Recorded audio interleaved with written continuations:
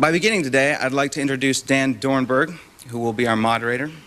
Dan is the president of Fairness.com, an online clearinghouse for fairness-related info and links. He created the Silicon Valley's computer literacy bookshops, the world's largest chain of computer bookstores, until its sale to fatbrain.com. So without further ado, thank you all for coming, and I'll turn it over to Dan.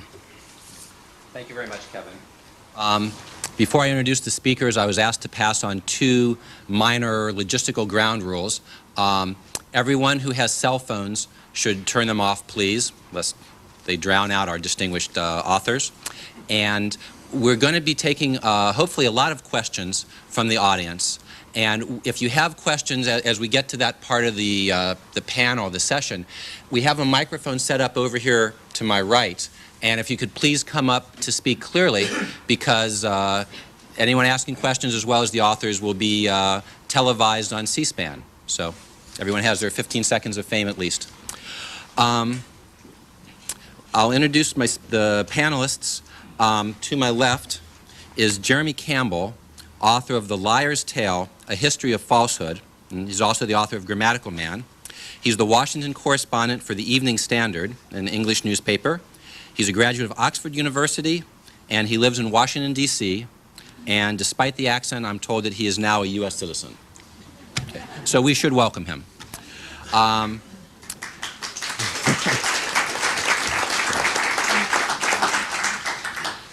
Also an American citizen is Chuck Lewis. He's a MacArthur Fellow and author of the book The Cheating of America, as well as 3 or 4 other books.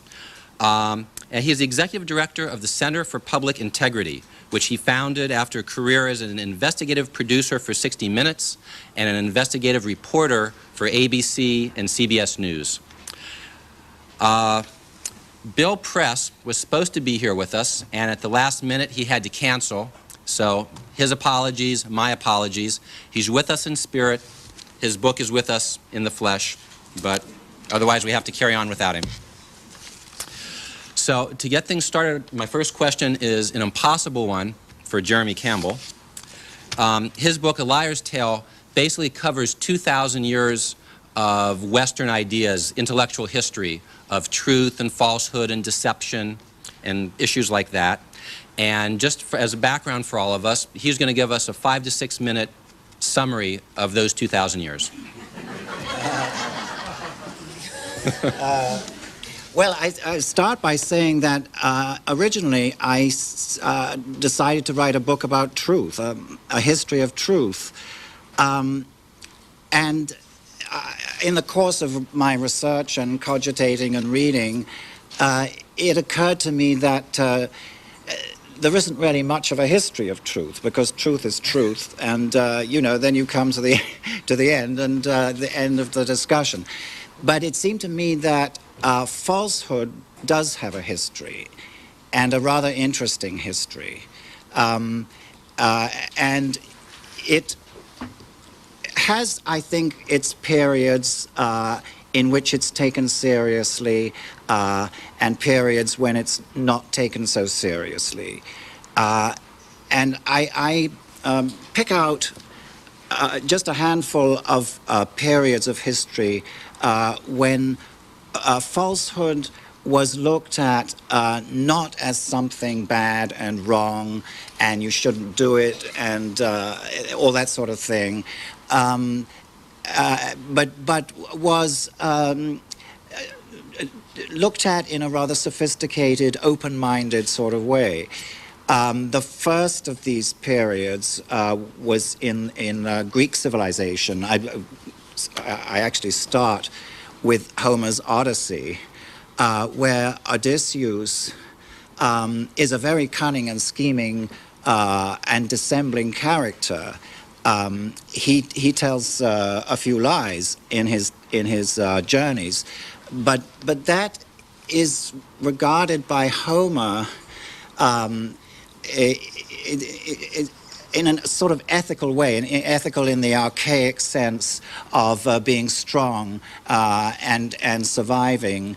And it's because the society the environment that he moves in is very dissembling, is dishonest and cheating in an ingenious way. And his only way of dealing with that is to cheat back. And Homer seems to approve of that in a way. And then in the Greek Enlightenment period, in the 5th century BC, you had the sophists, who it was a society that was changing from the old nobility to a much younger urban crowd, very ambitious, very interested in politics and the law. And so being able to speak in a persuasive way, to argue both sides of the question, to shelve truth in favor of persuasion, was regarded as a very desirable thing, and something that you would pay quite a lot of money to a sophistic teacher to tell you how to do. And then I move on to the medieval period, when something called nominalism came into fashion, which nominalism was, it's very complicated, but I advise you to read the book, of course. But one of its arguments is that ideas to which medieval philosophers had attached an enormous amount of importance to as containing the truth, were in fact just words. And words can be manipulated and juggled with, and they're slippery, and that was another main point that I make in the book is the question of whether philosophy really does have any bearing on ordinary life. And I think that's a double-edged thing, in that I think people now have decided that philosophy, as the search for truth, really doesn't have much of a bearing on their day-to-day life. And on the other hand, philosophers, I think, have got bored with writing about truth and not interested in it anymore. They're much more interested in language as a material object. And so, you know, you have these two things going on in tandem that I think encourage the idea that truth is not as important as we used to think it was. And there's more I can say, but I think I've used my time. Does those issues at sort of an abstract level, those are pretty much the same issues that you deal with in the trenches of investigative reporting, correct? Well, it's true. We don't. We usually look at what they do, not what they say. In general, I run a nonprofit group, the Center for Public Integrity, and we've done 100+ reports, and we've looked at all kinds of things in the private sector and government, both. And yes, people are duplicitous, and yes, there are cover-ups, and yeah, there are common themes here. But it's actually gotten so thick in terms of lying that I find it much more useful to watch the actions, not the words, because I think I would get bogged down very quickly. So, anyway. Americans grow up hearing stories about Honest Abe Lincoln and George Washington, who could never tell a lie. But how much truth do we really expect from our business and political leaders, both at a personal level, their integrity outside of government, and to what extent is lying a necessary tool of government? You check? Well, lying is probably necessary in wartime, at least occasionally. Most people, or not most people, a good number of people think that. I don't like to say that too often because it could encourage people to do that. But I think that we have complained about our politicians for the duration of this country. If you read history, we always felt that members of Congress were scoundrels, and we always complained about all these people and their truthfulness. It's actually, this has been going on for a long, long time, our general level of frustration. In the modern era, with the Watergate scandal and the Vietnam War, there was a disillusionment that set in this country, a cynicism, whatever you want to call it, about our officials. And we may have just seen another chapter just in the last several months. You know, the Enron scandal is a very, very interesting situation where now we're seeing words like Enron-itis, which refers to the level of truthfulness by companies in their annual reports and other documents. We generally do expect, on some level, our politicians to tell the truth, and we're not at all surprised when they don't. And as investors, we expect information to be accurate and truthful when we invest, for example, but we're increasingly coming to the view that that's not happening, and annual reports are works of fiction with footnotes that are generally unreadable. So there is something going on here that's really quite fascinating. The thing that is really fascinating to me is right now, this very minute, roughly 85% of the American people support the president in general, and 67% think that he has not told the truth about Enron.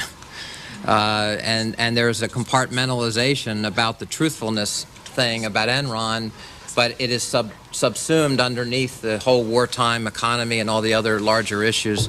So we've come to accept and tolerate obfuscation as a way of life in the political realm. At least it feels that way to me. Okay. I'm told some of the people in the back can't hear us, so I'm going to pass this on to a talking stick, I suppose, a more sophisticated one. From a historical perspective, from your research, does the attitudes that Chuck was just talking about, how does that compare to other periods and other cultures from your research? Well, I think there's a theme that runs through the book, which says there may be a larger good than the personal good. And if the protection and survival of that larger good can be kept in business by lying, then that's a good thing. I think in the medieval times, when the individual was seen not as an individual, but simply as a little unit in a huge organization, which was the medieval church, truth-telling, which is preeminently, I think, a personal virtue, tended to be edged out by public virtues, which was the flourishing and survival of the church.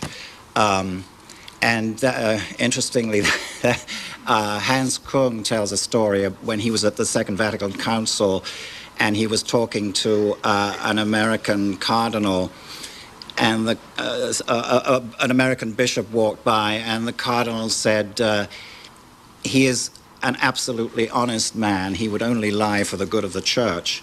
That's a very medieval sentiment.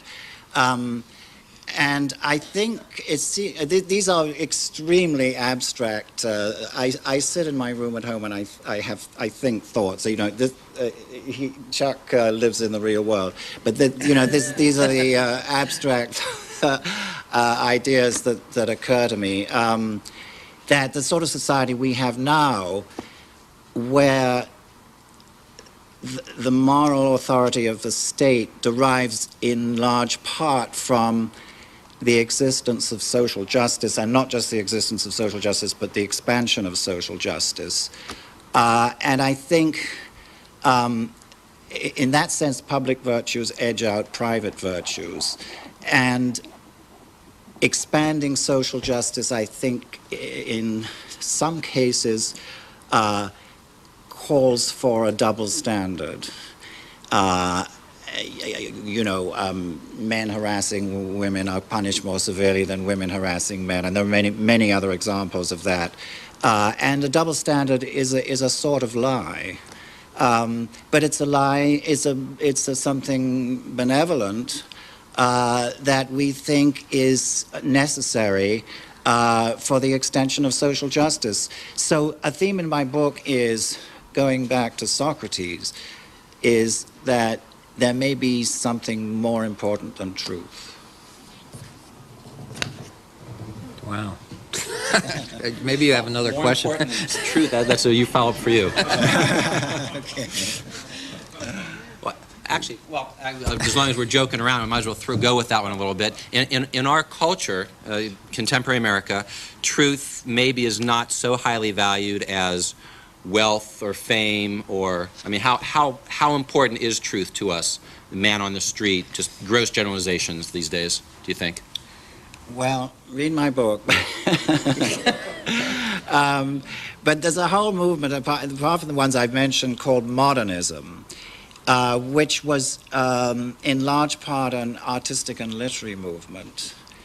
And I think it was sort of crystallized in that movement, the modernist idea that the world is becoming more and more artificial. That the Greeks had two terms, physis and nomos. Physis was nature, what was given by God. Nomos was what human beings created.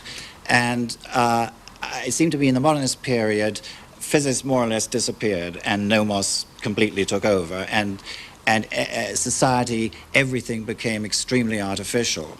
And I think then, of course, then the Greeks thought there was a natural correspondence between the mind and physis. So you arrived at truth in an entirely natural way. But I think in the modernist period, which I think is an extremely interesting period, lasted end of the 19th century to about 1920. I think people's attitude towards the simple truth, and again, this is a question of, does philosophy, does art, does literature, does painting, do the ideas generated by those things in our culture affect the ordinary person's attitude to life? And I think to a certain extent they do. And in the modernist period, the emphasis on the artificiality of everything, it seems to me, militated against the idea of truth, and sincerity, and genuineness, and naturalness, and all the rest of it. Seems to me. Chuck, we're gonna... Wow. You get all the easy ones. Yeah. Jeez. It's hard for me. I am a little too close to the real world, I think. These are wonderful things. I'm going to have to read this for sure. You know, what I'm fascinated by are the 100 million Americans who don't vote today. And I do believe a good number of them don't believe the politicians and don't believe what they hear from Washington or from various folks in society. And I do think there is a disconnect and a sense of alienation that's not just based on education or class, but also the truthfulness of what people hear and think, the authentic qualities of what is in society today. And I do think there's a sense of increased artificiality on all fronts. You know, one of the things that has always interested me, I know this is not a specific thing in either of our books, but the public relations industry and how it's grown over the last half century. And I remember, I know that Bill Press's book has the title in it, Spin, but I remember when we used to call that lying, and and now it's spin, and it's admired, and it's actually taught on college campuses as a really neat thing you should know how to do. And I've had college interns come to the center. We've had 125 paid interns since we started 12 years ago, and one of them was in a spin class, learning how to do damage control. And one of the class exercises was, you have a toxic waste dump, you work for the client, we have a problem here, how are you going to explain it? And of course, truth was not really part of the conversation there. And that's where we are as a culture. And it's not, you know, we can beat ourselves up. It's actually not just an American problem. I suspect this is a global problem. It relates to communications and public relations and lots of other issues that are pretty deep and elaborate. But I'm fascinated by what it means for governance and democracy, and how do you try to build support and trust of a disparate people in a difficult time when you may not have the trust, or at least it has waned. And we've seen a resurgence of trust since 9/11 in terms of government officials like firefighters and policemen and even our president. And that's wonderful, and it's important, I think. So we're in a little bit of an unusual moment right now because of that incident, and I don't know how long that'll continue, and that's another conversation. But before that happened and since, you're still going to have these other problems of alienation and low voter turnout and all these other things. And so there's something there about truth and lying. And no one likes to use the L word in Washington, of course. So you never accuse anyone of lying. You've been less than forthright, or you know, maybe you have obfuscated. I mean, we have all these euphemisms. No one wants to actually call them liars. That's a little bit outside the norm of protocol of conversation. So part of the fun of this is the ridiculous minuet that occurs around the language of lying, which I also enjoy. But it's also why I've avoided it altogether, and I just read government documents and I track what these guys do. So anyway, Let me follow up on what one of your comments here. I'm going to read, when you referred to Bill Press's book, I'm going to read you just a very short paragraph from the book, because language is very important in his book and also in Jeremy's book. And so I'll read this paragraph, and then you can both respond in terms of issues of language. This is Bill Press talking about spin. There is no good definition of spin. It's easier to say what it's not than what it is. It's not the truth, neither is it a lie. Spin lies somewhere in between, almost telling the truth, but not quite, bending the truth to make things look as good or as bad as possible, painting things in the best possible or worst possible light. How does a philosopher respond to that? Well, I was quite interested during the Clinton administration to notice an absolutely classic example of postmodern approach to language on the part of Clinton's press secretary, whose name I've forgotten, I'm afraid. When something went wrong, the phrase that was used initially was, "mistakes were made." But that gradually, or rather suddenly actually, became "mistakes came in." And I have a chapter in my book called "Language Made Me Do It," which is about a movement called post-structuralism, which is a rather silly and difficult set of ideas. But one of the ideas is that we don't use language. Language uses us. Language speaks us in their slightly ridiculous phraseology. And that's another example of the point I made. Does philosophy, and however crazy, I mean, philosophy is crazy by definition, does it filter down into the real world that Chuck occupies and I don't? You know, is it important in that sense, or is it completely irrelevant? That's something I really haven't decided. Can you give us some examples of language, and as well as your general, just real things that really stick in your mind? maybe one will come to me, but I was going to mention, back to the Clinton example, that fascinated me so much was, in the first year of the Clinton presidency, a pollster, Stanley Greenberg, was paid $2 million by the Democratic Party to do polling, and this pollster was in the White House with the president once a week at least. And I'm not saying the Democrats are the only ones who use pollsters. Both parties use pollsters, and so in the instance of parsing out truth, or in small doses, there is testing of words. Which word, which message and which precise word will best convey what we want to convey. It doesn't mean it's truthful, of course. That has nothing, that's never even brought up in the conversation. So you have a group, a professional group, that their job is to find the best, most soothing, the best words possible to be used in a speech context. And then, of course, and it's particularly relevant with Clinton, you also had the lawyers and there were quite a number of them. And their job was to very, very precisely use the exact correct word for fear of prosecution later. And so how any truth came out is a miracle to me.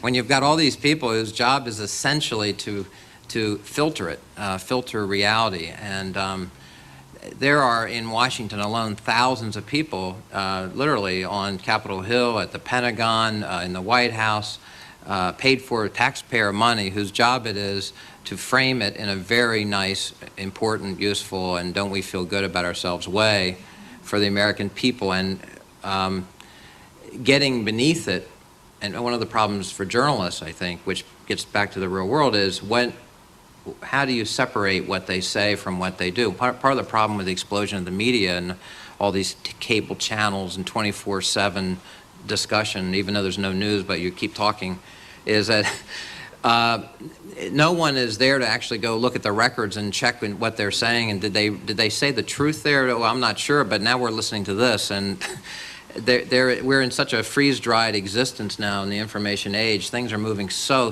quickly that the role of the media, just as one example of folks whose job it is to watch what they say and do, is a little bit different than it used to be. The media is, I would argue, not doing it, at least it feels to me frequently, is not always doing as good a job as it ought to do in tracking what is real and what's not real. And the other problem is we all have a short attention span. So if you do find out a week from now that the president or the Senate Majority Leader or someone completely lied through their teeth, you're on to the next story and the next crisis and the next issue, and that story will probably be on page 19.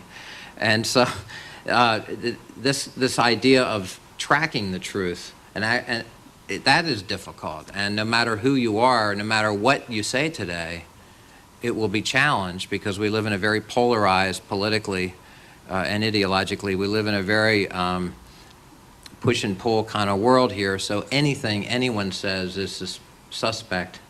And you know, I was once thinking of writing a book about lying and truth, and I was going to call it The End of Truth, because I'm not sure we ever know what truth is anymore, and it worries me, actually. Okay. Let me, following up, you mentioned about the media and the information age, and I was wondering if you could both comment as journalists and print journalists and television journalists. How good a job is the media doing these days, particularly the news, but in general, in trying to broadcast truth? That's part of its public service mission and its charter. How good a job is it doing, and how has that changed over the past 10, 15, 20 years? Coming from England, the thing that most struck me about American newspapers is that there are so few of them. And I think outside the major cities, you tend to find rather bland,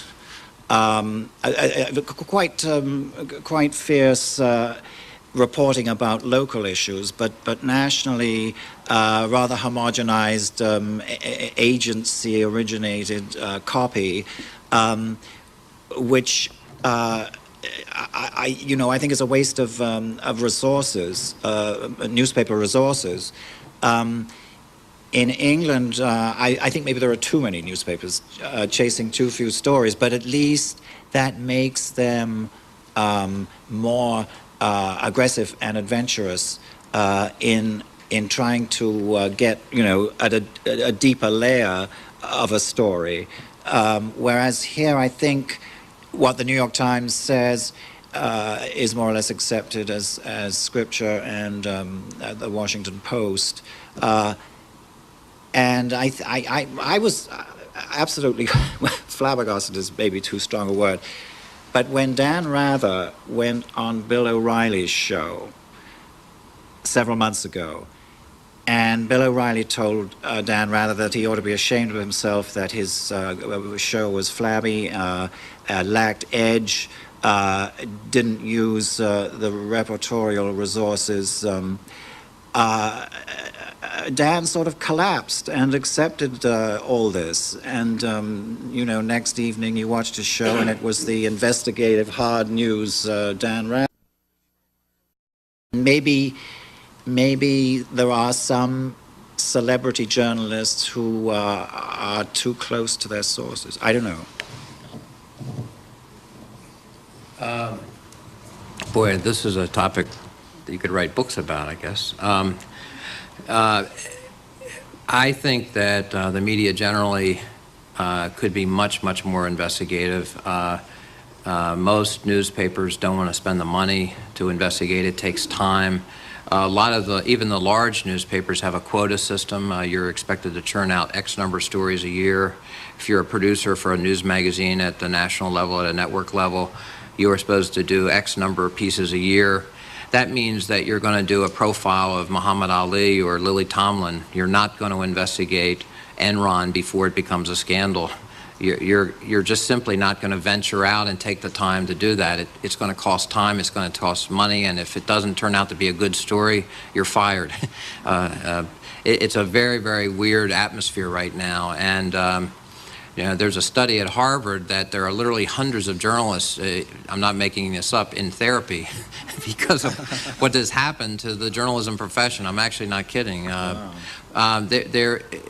working journalist has a very difficult time doing their job, and you continue to have consolidation issues where you're going to replace a show like Nightline with a comedian, and that is accepted practice, and that's something that no one is apologizing for, in case you haven't noticed.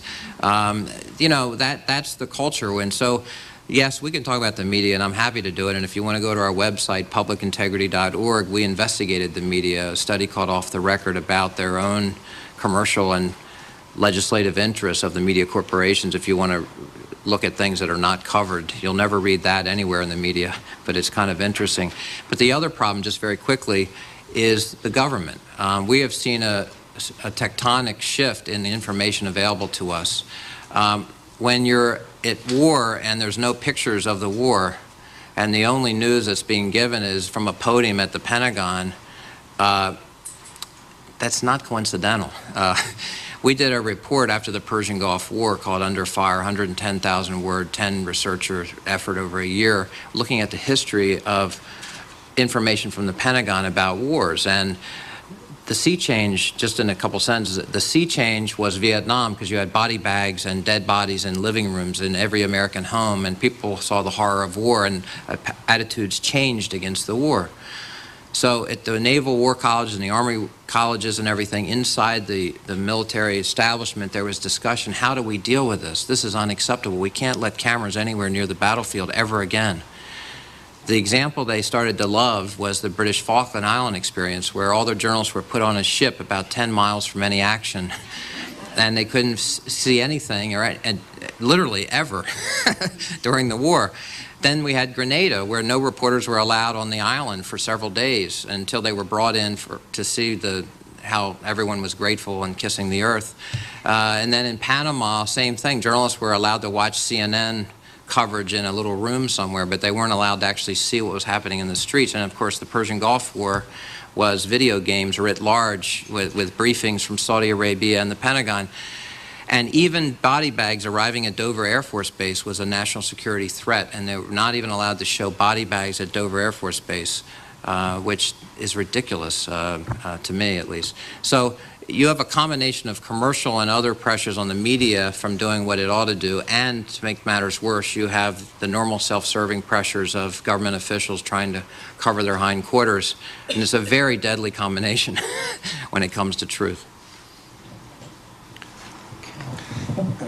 Just a footnote to Chuck's remark about the frustration of British journalists covering the Falkland Islands War.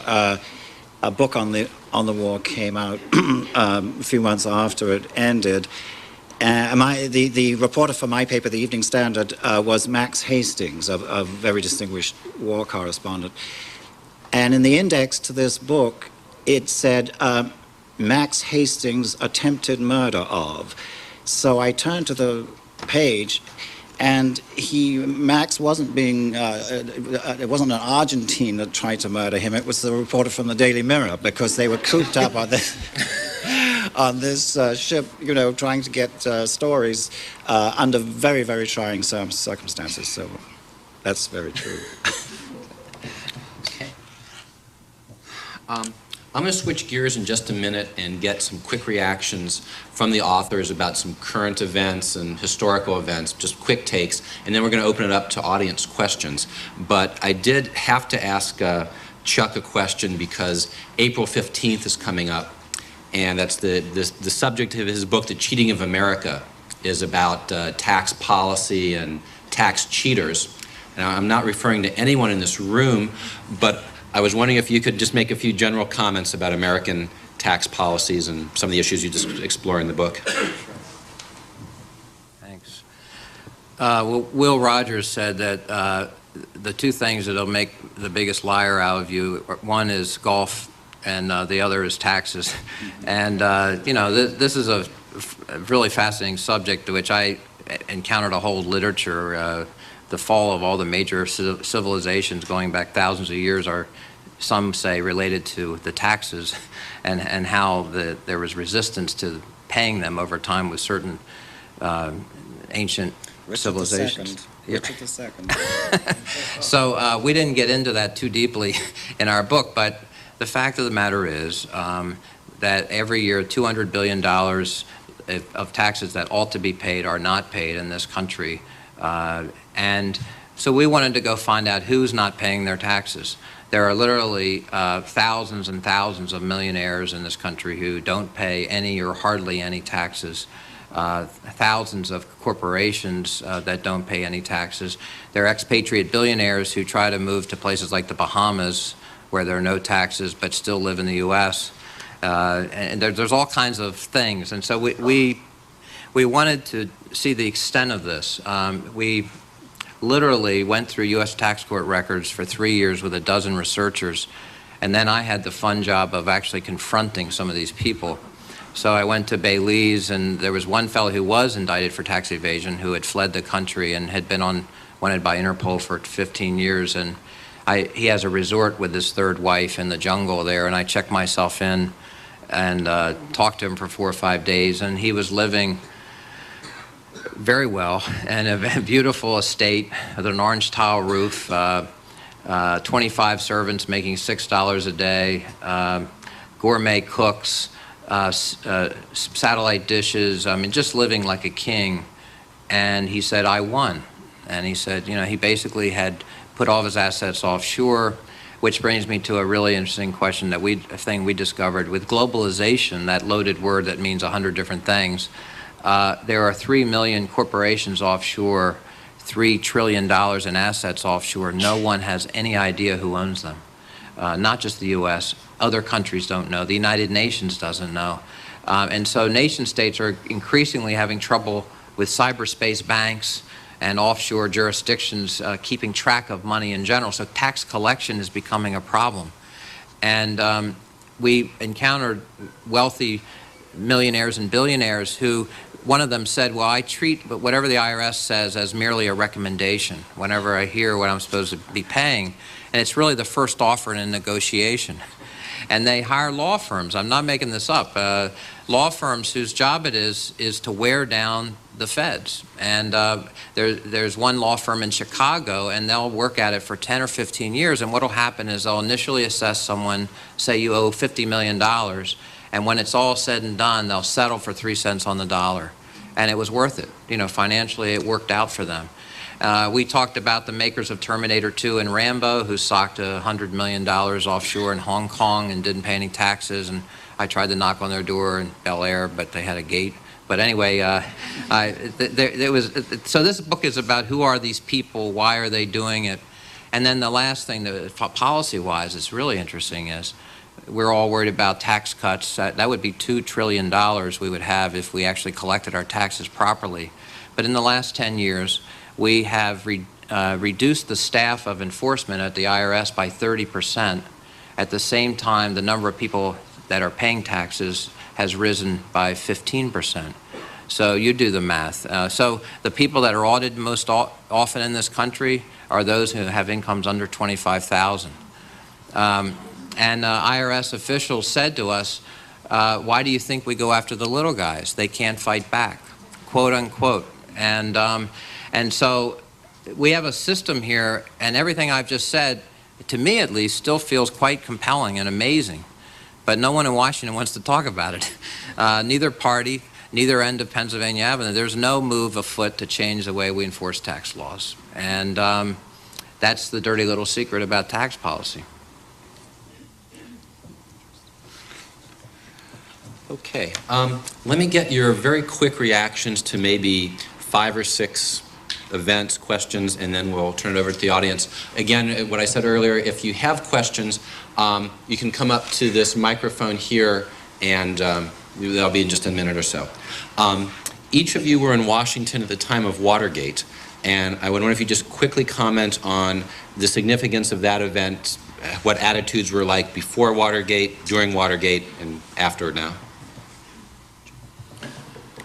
Well, I think Watergate happened at it was almost simultaneous with the 60s protest peace movements, and I think it just was the crowning event that made that generation completely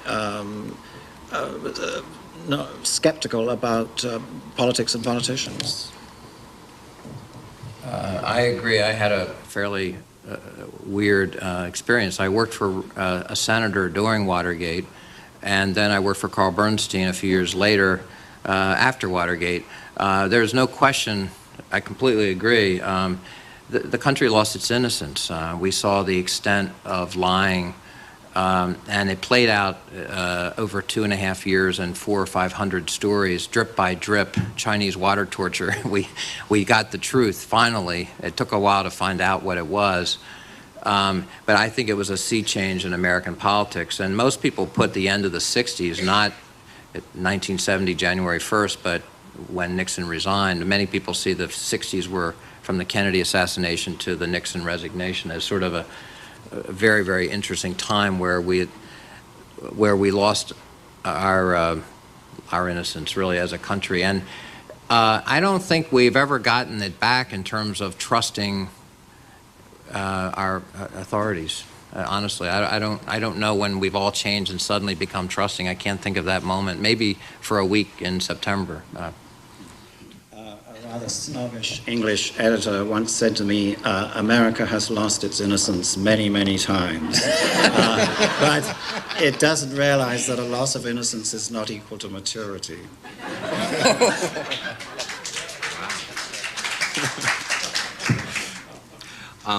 Let me see, I'll start with Chuck, but I'll get both of your reactions.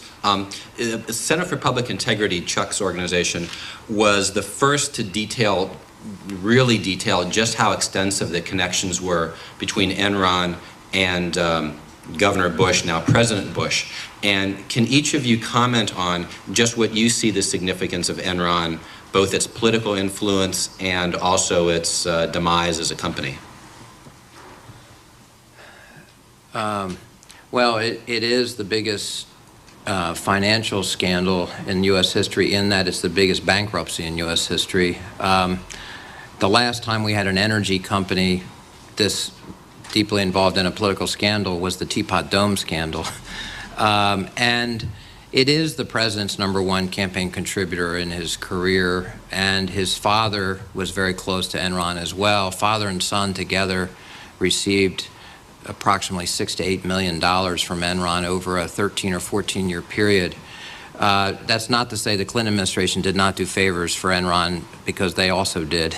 This is a bipartisan thing, although if you track the money closely, the $6 million hard and soft money Enron gave since '89 to parties and politicians at the federal level, 74% went to Republicans, the rest to Democrats. But it is a bipartisan scandal, but it is a great case study of the intersection of commerce and politics in the form of one company. And this one, unlike the campaign finance scandals of '97,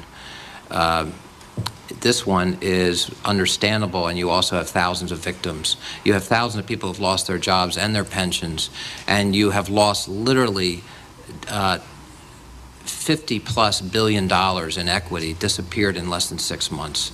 And that means investors all over America have also been hit by the scandals. This is not a complicated scandal. Those 3,000 offshore partnerships are complicated, but the dimensions of the deception and the enormity of it are not complicated. And the last issue, since we're talking about truth and all that, it's been the first reaction of the Bush administration when this thing burst on the scene as a major scandal in mid-January is really fascinating. You might recall that in a matter of hours, Kenny Boy became Mr. Lay.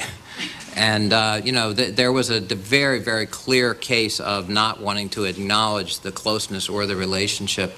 And the correct answer probably, if you're going to think in a strategic way, not a truthful way, the story about his mother-in-law losing $8,000, that should have been what they did the first day, not the 2 weeks later.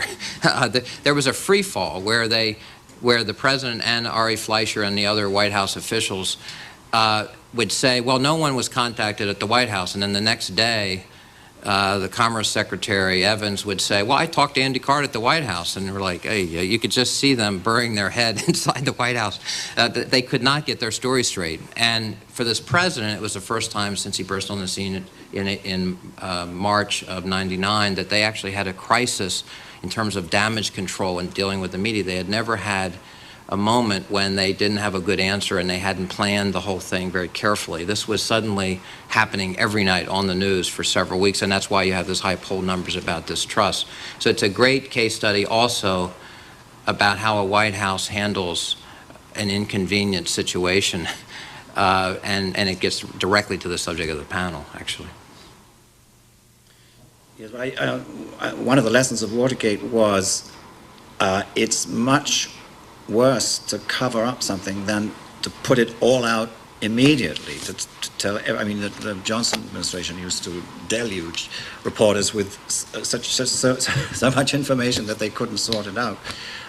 But I think that's something, a difference between American and British politics, that in Britain, if something goes very badly wrong, or if a senior government person has got himself in trouble, they tend to cut the umbilical very quickly and try and put it behind them as quickly as possible. Here, I think there's a kind of macho tendency to want to stick it out. You know, survival. If you can stretch it out for a certain length of time, then you might, you know, get a brilliant lawyer, or something else might come up to take people's attention away from this. And I think also, you know, one of the big mistakes in this line has been made by the Roman Catholic Church, which has allowed this thing to fester, and instead of making a clean breast of it as soon as possible. Just one more, and then we'll switch over to audience questions. The tension between personal privacy and the need or the value of telling the truth to the public if you're a public servant.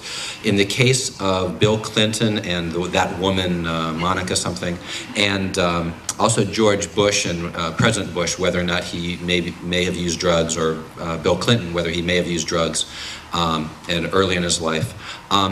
What do you see are the truth-telling obligations that bear upon someone? How much truth do they need to tell if they're a public servant? Well, it seems to me that there's a residual inclination among the American public to let private things be private, although they make up their own minds about the character of the person involved. And I think politicians, Gary Condit maybe could be included in this, exploit that tendency in public opinion to say it's none of your business. I was elected to do this job, and I'm going to do this job for the American people. And I think if they say that aggressively and strongly enough, that trend in public opinion will, although they're damaged, will enable them to survive. Wow, this is a hard one. I'm still literally trying to decide what I think about this.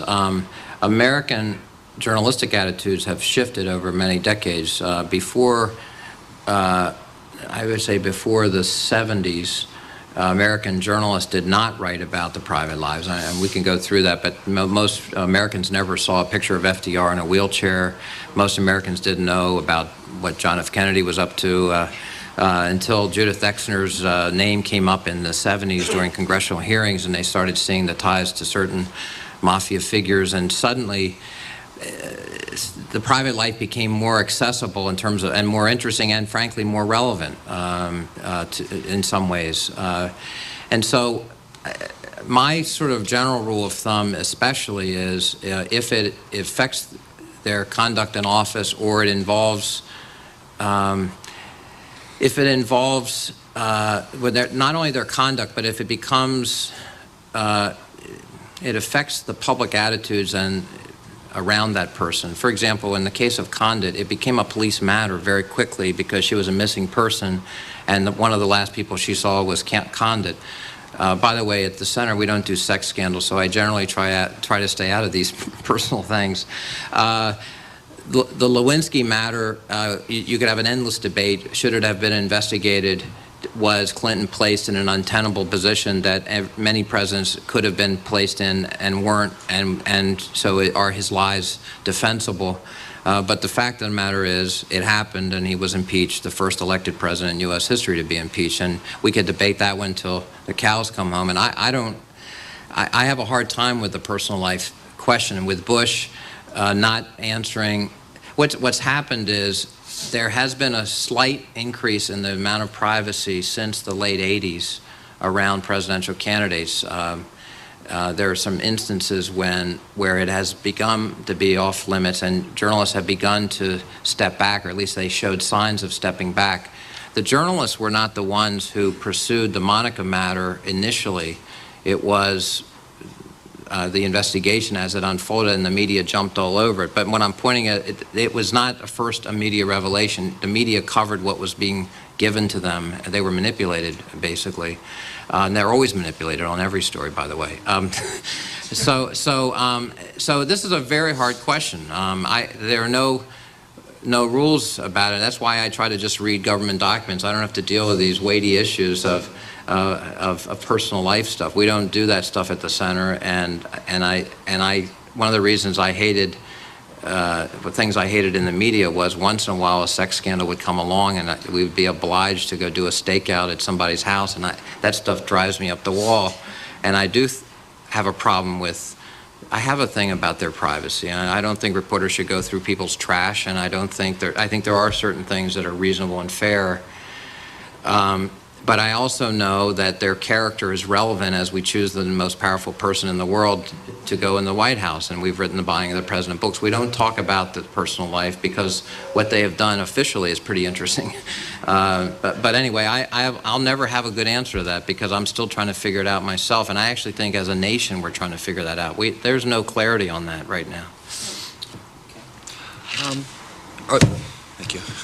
Are there questions from the audience? People are waiting here to have a chance. Okay, and please ask your question as short as possible and as clear so everyone can hear. All right. Is it on? Okay. Jeremy Campbell earlier spoke of the value in the medieval period of placing the church over the truth on behalf of the public good. From my standpoint, spin is basically staying on message for the public good. And the criticism of the media from this presidential administration has been because they don't support the public good. So my question is, how responsible do you believe the media has been in demonstrating what they're doing is for the public good? Good question from some people in the back. I didn't hear. Yes, the question really is, how far has the media been successful in showing that some things the Bush administration does is not for the public good. Am I right? Have I got it right? Well, I mean, different people define the public good in different ways. That's the problem. We haven't got a monolithic organization like the Catholic Church or the Communist state. So I think the public good is very, very difficult to define. And the Bush administration defines it in one way, and other people might define it in a different way. And therefore, those people would think that something that was not quite true that the Bush administration said in the pursuit of its goals is wrong, whereas other people might say it's right. Yeah, this is one of those eye of the beholder questions. The Bush administration would say that there's maybe a little too much focus on Enron, a little too much focus on that energy task force, and not enough focus on the war coverage or the war effort. I think on the narrow specific issue of the war effort, I can't imagine how they could be unhappy with the coverage. For the most part, everything that an administration would want to be conveyed has been conveyed, and it is even more extensive than that. For the first time in the history of the television networks, a president's advisors approached all three networks and asked them not to air videotape from one part of the world because it may not be helpful to the war effort. And for the first time in half a century of network television programming, they all agreed. In 1979, during the Iran hostage crisis, Jimmy Carter, as president, asked 60 Minutes not to do an interview with the Ayatollah Khomeini. And 60 Minutes thought about it and felt that the world had a right to know who this guy was. And Mike Wallace went there and interviewed him. And call me crazy, I think that's useful for the public good to know that. And I can't say one thing wrong with what happened to the national security when he did it. And so this is a constant balancing act. And the media is supposed to be, on some level, a watchdog for the public good, but that does not mean a lapdog. And I can point to things where I can see occasional lapdog stuff, to be honest with you, but I haven't seen too much in the way of excesses by the media. Maybe I'm missing something. We have gone, can you hear me? Just talk loud. We seem to have gone from Jefferson's Greek revival to the fall of Rome, complete with barbarians both within and without the gates. What is the point of a democracy if there are no truths to vote your conscience with?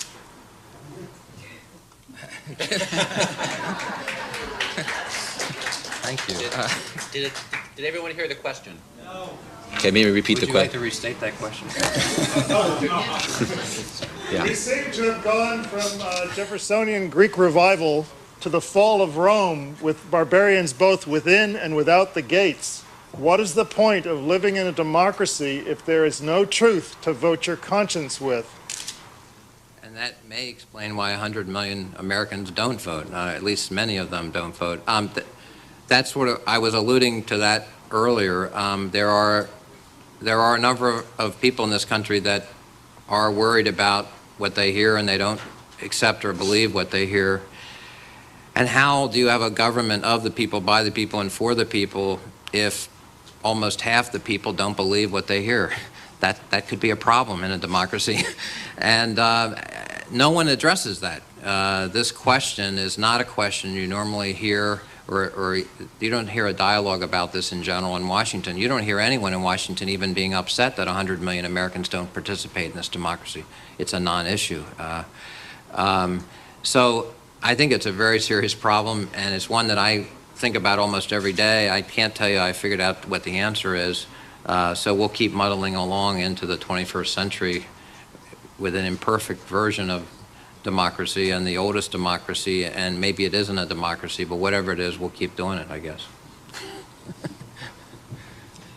Well, something that really bowled me over the other day was to read that Gorbachev told a gathering somewhere that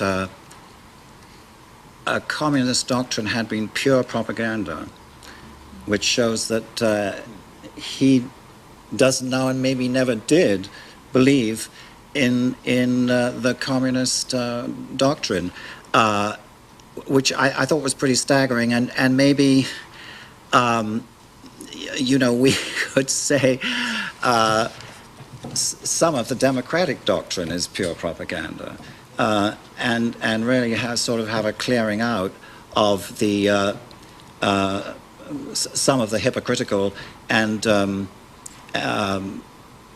not very workable aspects of our democratic thinking.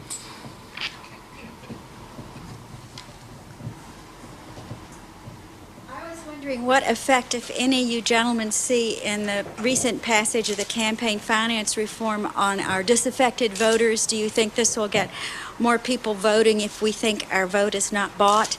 And maybe would this then also influence the tax collection of people saying, I'm tired of paying my little piddly bit from $25,000?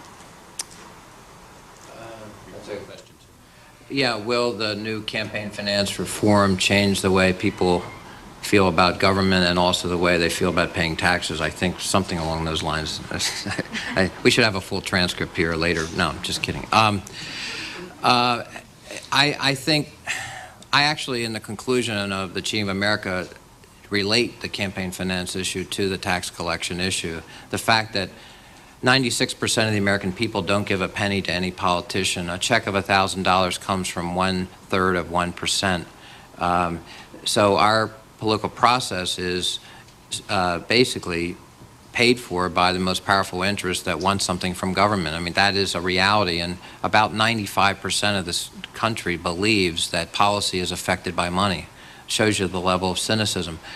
The bill that passed the other day in the Senate, which reformers have tried very diligently for 7 years to even get to this point, and it's the first time in more than a quarter century since Watergate that any bill has passed both houses and will be signed by the president.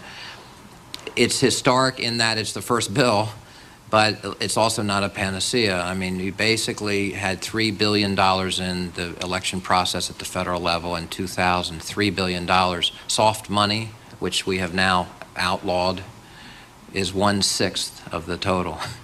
So you have $2.5 billion that's still coming from the wealthiest folks in the country to our federal politicians. You also have some other forces at play, independent expenditures. You have a lot of actors now in our process that are not candidates and they're not officials. They just want to influence the process. The so-called issue ads. In '96, there was $150 million spent by outside groups on both sides, Democratic and Republican-leaning groups. $150 million. In '98, it was $300. In 2000, it was $500 million. Those are going to keep going up. And the states. We are at the center, being the masochists that we are, going through records in a way that's not normal. We knew that this would probably pass, so 2 years ago we started looking at the states, the back door of American politics, and there are 400 party committees that have taken in $500 million through the back door, and no one has ever added up the money and told you where it came from, and we're going to put all that out with a searchable database on our website in June, and you're going to be shocked when you see who's been giving money and how much they've given. You're going to fall off your chairs. And a lot of activity will now move to the states. I'm not trying to give anyone indigestion, but we haven't. They made an important step, I think, trying to reduce the role of money. And I think John McCain and Russ Feingold and the folks involved in this mean well. I do think they were trying to do a good thing here, but we should not come to the conclusion that this problem is solved, because the money is still there, and we still have a process like the one we have. It's been modified a bit, and these guys are very diligent and enterprising, and as McCain said, they're probably downtown now working on ways to get around the new laws. So unfortunately, this is an ongoing struggle. The history of reform in the U.S. is that it occurs outside Washington. Women's suffrage, civil rights, all those issues always came from outside in, and there's always a tug of war on both sides, and it goes on literally for decades. And I hate to tell you, this is a long, this isn't going to be resolved today or tomorrow or this week or next week. It's just an ongoing struggle, a drama really, about our democracy itself and who owns the country and cares about the country.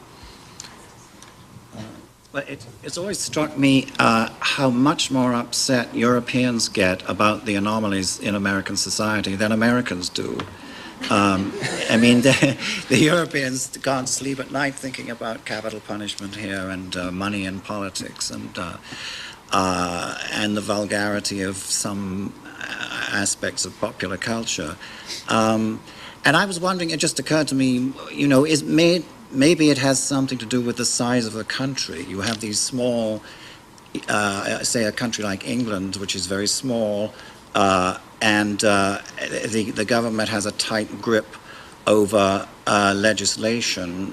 Party discipline is very strict. And here I think it seems to me people feel that they're just one person in all these hundreds of millions of people and spread over this vast continent, and all this these gigantic sums of money sloshing about, and very well organized things like the NRA.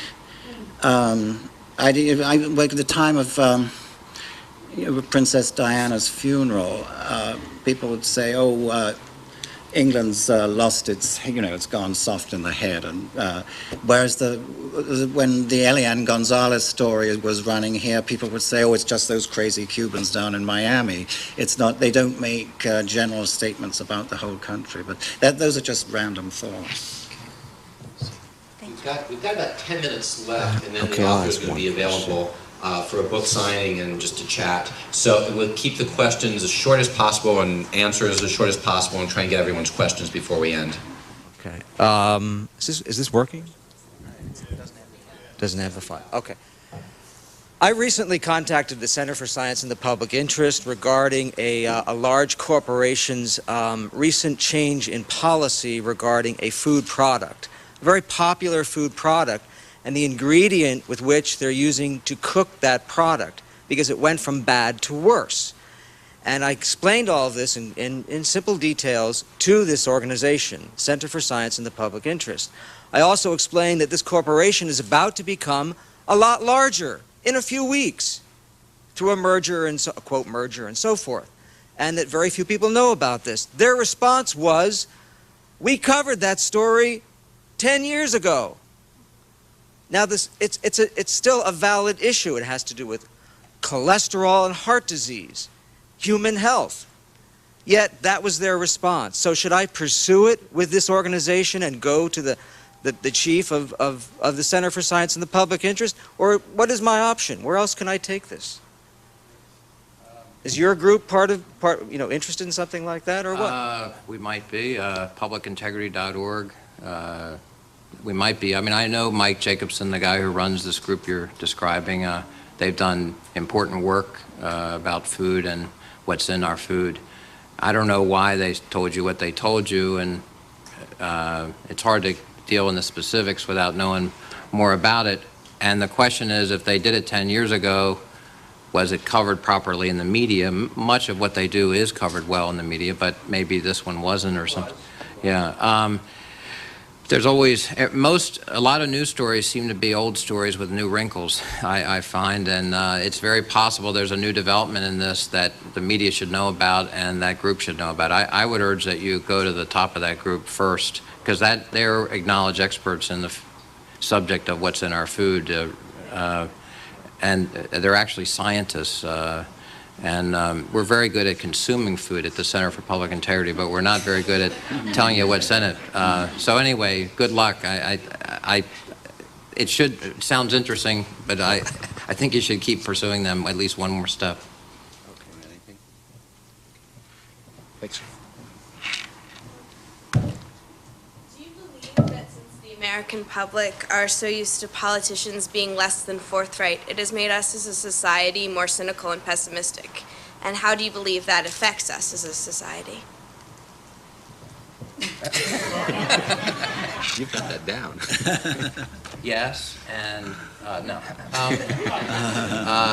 Yes, I mean, I was saying that earlier. I think that we have become a bit jaded and cynical, and we've come to expect falsehoods, I think, almost as a way of life. You have singers like Sting comparing politicians to game show hosts, which may be unfair to game show hosts, but I'm just kidding.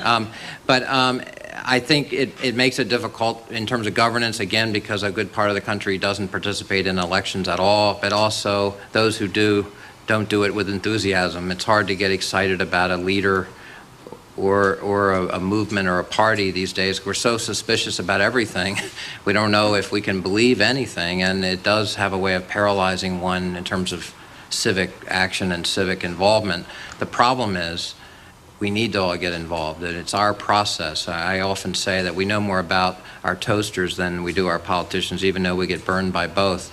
And, you know, it's very important. We know how many calories something has, but we don't know how our member of Congress voted. 2/3 of the American people can't tell you who their member of Congress is. 40% don't know the name of the U.S. vice president. More people know who is on People's Court than who's the Chief Justice of the Supreme Court. You know, and when we have that kind of ignorance in this country and lack of engagement, we're going to get what we deserve on some level. And I hate to say it, but that's the public has got to step up here a bit, and it's hard to cut through the lies. I understand that. So you have to find places and people, organizations and individuals that you do trust and work from there. And there is a way to proceed here. It's not all bleak, but it requires energy and time and thought. And, you know, most people are very, very busy and they just don't do it. And that's what worries me the most, I think. But Oscar Wilde once said the trouble with socialism is that it takes up too many evenings. And I think that, as with everything Oscar Wilde said, there's a grain of truth in that. But I think that there was a piece in the New York Times Magazine recently saying that a lot of Americans get their political opinions from Saturday Night Live and shows of that ilk. And I think that entertainment has acquired such a high value in our time that anything that is not entertaining is more or less put to one side. I think a lot of Americans are bored and have a short attention span. I'm an American, so I can say that. But I don't know what you do about it. Got time for maybe one more question. Is Matt Drudge a journalist, or what's really the impact of the internet on the issues you're talking about here with all the disparate voices out there now? Well, I find Matt Drudge extremely useful. His website is pretty hard-working at spotting important news stories that have just surfaced, and he himself sometimes is a pretty good investigative journalist. I think he's a little bit more careful now than he used to be, and I find that I don't listen to the other internet voices, but I mean I think he is a very important figure in making news accessible to the ordinary person who uses the internet.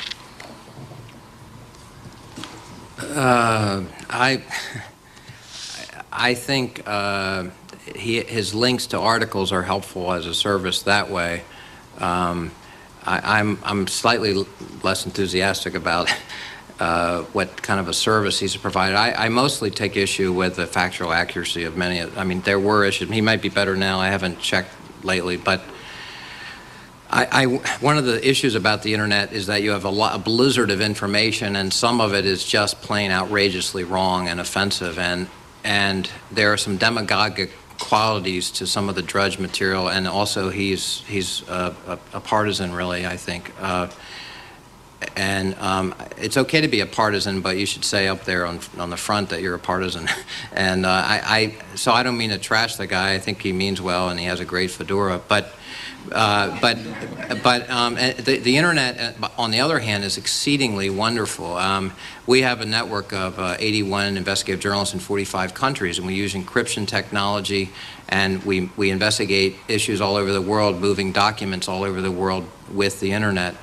And we couldn't do any of those things without it. And so we're going to put that money about all the backdoor of American politics I mentioned, 1 million documents on the web for everyone to see in June. Again, you couldn't do that without the technology. And so I'll take the rumor and the innuendo and the characters that have come along the way with it, because the benefit to information about our country is so wonderful. You can sit at your house and learn about your politicians now.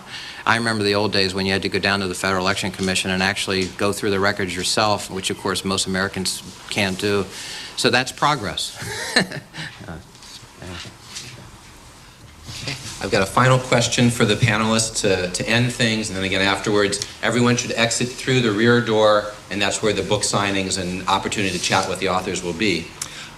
Jeremy Campbell's book starts out with a little chapter on sociobiology, and it says that our drive to deceive and to tell lies is perhaps somewhat genetically based. So with that as a prelude, how good can we possibly get in terms of truthfulness and avoiding some of the stuff we've been talking about? Well, I think we have to try a little harder. I do know, animals, my first two chapters are about animal and plant deception, because the publisher insisted on a second chapter. But I mean, it is quite surprising. I mean, fireflies emit more deceitful. They signal their sexual activity is by signaling with flashes, and they emit more false flashes than genuine ones. And birds emit more deceptive calls than genuine ones. I mean, it's one reason that animal behavior is so complex, because an animal will deceive, and then the competitor will have to deal with that deception, so a more ingenious deception. And that's an aspect of evolution that I think is very interesting. We are very different from animals, of course. But I don't know that we are any more in love with truth than they are. And in fact, T.H. Huxley said that self-restraint is one of the great mysteries of human nature. The fact that we and then you have someone like Conrad, who writes novels about lying being a form of self-restraint. So you have this, very, very complex thing of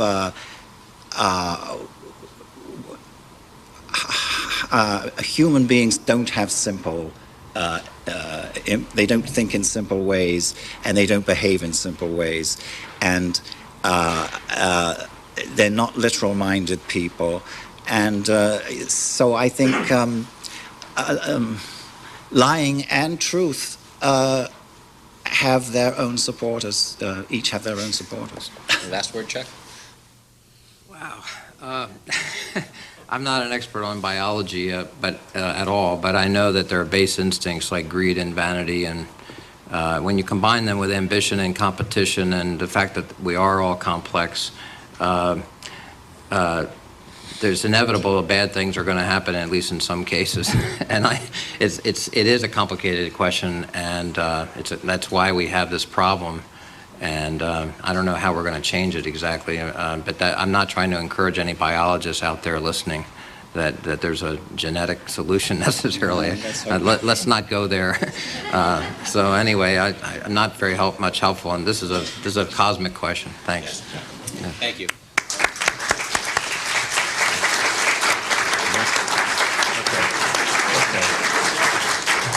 Anyone who would like to chat with the authors or would have a book signed, again, exit through that back door, and they'll be along in just a second.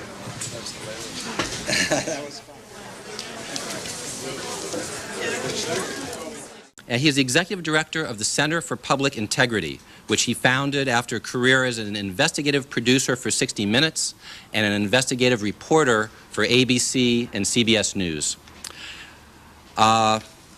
Bill Press was supposed to be here with us, and at the last minute he had to cancel. So his apologies, my apologies. He's with us in spirit. His book is with us in the flesh, but otherwise we have to carry on without him. So to get things started, my first question is an impossible one for Jeremy Campbell. His book, A Liar's Tale, basically covers 2,000 years of Western ideas, intellectual history of truth and falsehood and deception and issues like that. And just as a background for all of us, he's going to give us a 5 to 6 minute summary of those 2,000 years.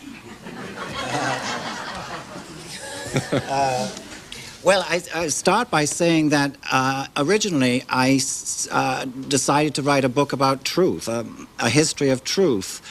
And in the course of my research and cogitating and reading, it occurred to me that there isn't really much of a history of truth, because truth is truth, and you know, then you come to the end and the end of the discussion.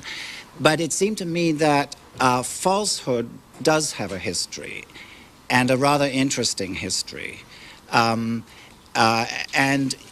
it has, I think, its periods in which it's taken seriously, and periods when it's not taken so seriously.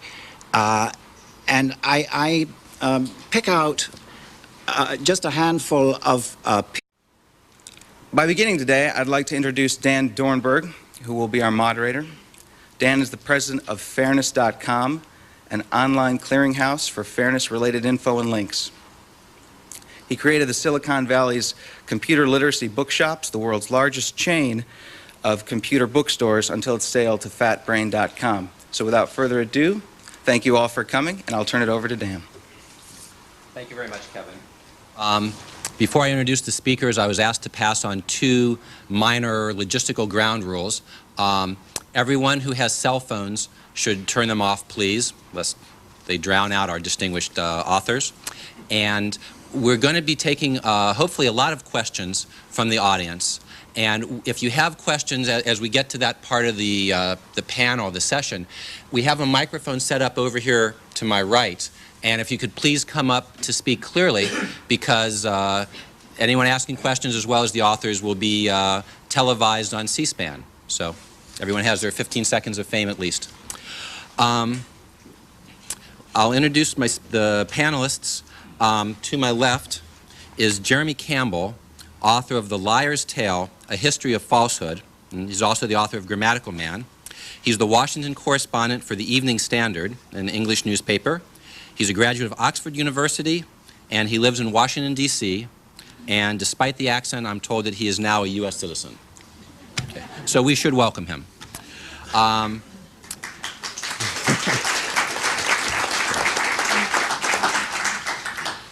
Also an American citizen is Chuck Lewis. He's a MacArthur Fellow and author of the book The Cheating of America, as well as 3 or 4 other books. And so being able to speak in a persuasive way, to argue both sides of the question, to shelve truth in favor of persuasion, was regarded as a very desirable thing, and something that you would pay quite a lot of money to a sophisticated teacher to tell you how to do. And then I move on to the medieval period, when something called nominalism came into fashion, which nominalism was, it's very complicated, but I advise you to read the book, of course. But one of its arguments is that ideas to which medieval philosophers had attached an enormous amount of importance to as containing the truth, were in fact just words. And words can be manipulated and juggled with, and they're slippery, and that was another main point that I make in the book is the question of whether philosophy really does have any bearing on ordinary life. And I think that that's a double-edged thing, in that I think people now have decided that philosophy, as the search for truth, really doesn't have much of a bearing on their day-to-day life. And on the other hand, philosophers I think, have got bored with writing about truth and not interested in it anymore. They're much more interested in language as a material object. And so, you know, you have these two things going on in tandem that I think encourage the idea that truth is not as important as we used to think it was. And there's more I can say, but I think I've used my time. Does those issues at sort of an abstract level, those are pretty much the same issues that you deal with in the trenches of investigative reporting, correct? Well, it's true. We don't. We usually look at what they do, not what they say. In general, I run a nonprofit group, the Center for Public Integrity, and we've done 100+ reports, and we've looked at all kinds of things in the private sector and government, both. And yes, people are duplicitous, and yes, there are cover-ups, and yeah, there are common themes here. But it's actually gotten so thick in terms of lying that I find it much more useful to watch the actions, not the words, because I think I would get bogged down very quickly. So, anyway. Americans grow up hearing stories about honest Abe Lincoln and George Washington who could never tell a lie. But how much truth do we really expect from our business and political leaders, both at a personal level, their integrity outside of government, and to what extent is lying a necessary tool of government? Chuck? Well, lying is probably necessary in wartime, at least occasionally. Most people, or not most people, a good number of people think that.